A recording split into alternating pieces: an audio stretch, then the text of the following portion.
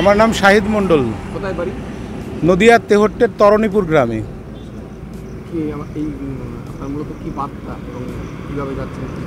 আমি পায়ে হেঁটে ধর্মতলার উদ্দেশ্যে শহীদদের স্মরণে আপন মরণে রক্ত ঋণ শোধ করতে এবং মমতা ব্যানার্জি অভিষেকের আদর্শে দীক্ষিত হয়ে ধর্মতলার উদ্দেশ্যে যাচ্ছি। রাজনৈতিক দলের সঙ্গে যুক্ত বলতে আমি তৃণমূল কংগ্রেসের নেতৃত্ব মমতা ব্যানার্জির আদর্শে দীক্ষিত আর কি। আমি কোনো রাজনৈতিক লিডার নই, সাধারণ একজন সমর্থক দিদির।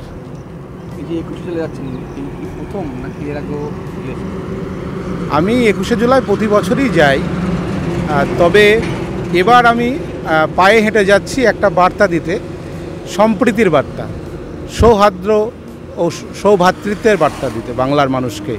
যত কিছুই হয়ে যাক, বিভাজনকারীরা যত কুমন্ত্রণায় দিক, হ্যাঁ, আমরা বাংলার মানুষ, আমরা মোরা এক বিনতে দুটি কুসুম, হিন্দু মুসলমান, মুসলিম তার নয়নমণি, হিন্দু তাহার প্রাণ।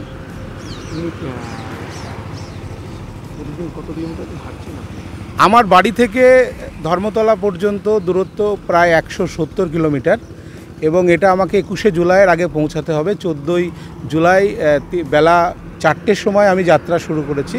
প্রথম দিন হাঁটতে পারিনি ওয়েদার খারাপের কারণে, সেই জন্য আমি প্রত্যেক দিন একটু বেশি বেশি হাঁটছি। মূলত এই 3 দিনে আমি অলরেডি 75 থেকে 78 কিলোমিটার পর্যন্ত হেঁটে ফেলেছি। আমার মূল লক্ষ্য হচ্ছে 170 কিলোমিটার। এবার আমি আজকের থেকে আবার 25 কিলোমিটারের বেশি বা 25 কিলোমিটার পর্যন্ত হাঁটব।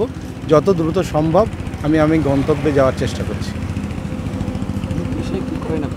পেশায় একজন সামান্য গৃহ শিক্ষকতার কাজ করি। পরিবারে কতজন রয়েছে? পরিবারে মোট 5 জন সদস্য, আমার বাবা, মা, আমার স্ত্রী এবং আমার ছোট্ট একটি 2 বছরের সন্তান। কেন এরকম হঠাৎ করে ভাবনা আপনার পায়ে হেঁটে যাবে? কারণ অ্যাকচুয়ালি মমতা ব্যানার্জি এবং অভিষেক বন্দ্যোপাধ্যায়ের আদর্শে তো দীক্ষিত বটেই, এবং সেই সাথে সাথে আমি যারা শহীদ হয়েছেন তাদের আত্মবলিদানের মধ্য দিয়ে দীর্ঘদিনের দীর্ঘ 34 বছরের বাম শক্তির অবসান হয়েছে। যাদের রক্তের বিনিময়ে আমরা এই সোনার বাংলা পেলাম, রিক্ত শূন্য বাংলাকে 2011 সাল থেকে যারা সোনার বাংলা করলো, সেই মহান মানুষদের জন্য আত্মনিয়োগ করতে আমি পায়ে হেঁটে প্রতিটা পা মাটিতে ঠেকিয়ে ধর্মতলায় পৌঁছাতে চাই, তাদের প্রতি শ্রদ্ধা জ্ঞাপন করতে এবং সম্প্রীতির বার্তা দিতে। বাড়ির 14 জুলাই বেলা 4টের সময়, বিকাল 4টের সময়। আপনি ধর্মতলায় এই বছরে কি প্রথম হেঁটে যাচ্ছেন? হ্যাঁ, এই বছরে প্রথমে হেঁটে। এছাড়া অন্যান্য গাড়িতে যাই, বাস, আমাদের তো ট্রেন লাইন নেই, বাসে যাই। কত বছর ধরে যাচ্ছেন ধর্মতলায়? ধর্মতলায় আমি 18 বছর বয়স হওয়ার পর থেকে প্রায় প্রতি বছরই যাই। 2 বছর যাইনি পড়াশোনার চাপের কারণে। মূলত বার্তা সম্প্রীতির বার্তা বাংলার মানুষের কাছে। যত কিছু হয়ে যাক, আমাদের যেন বিভাজনকারীরা আমাদের বাংলাকে নষ্ট করতে না পারে। আমরা সৌভ্রাতৃত্ব এবং সম্প্রীতি নিয়ে চলব, এটাই আমার বার্তা। কোন রকম পারমিশন, পুলিশ প্রশাসন বা দলীয় কোনো সহযোগিতা?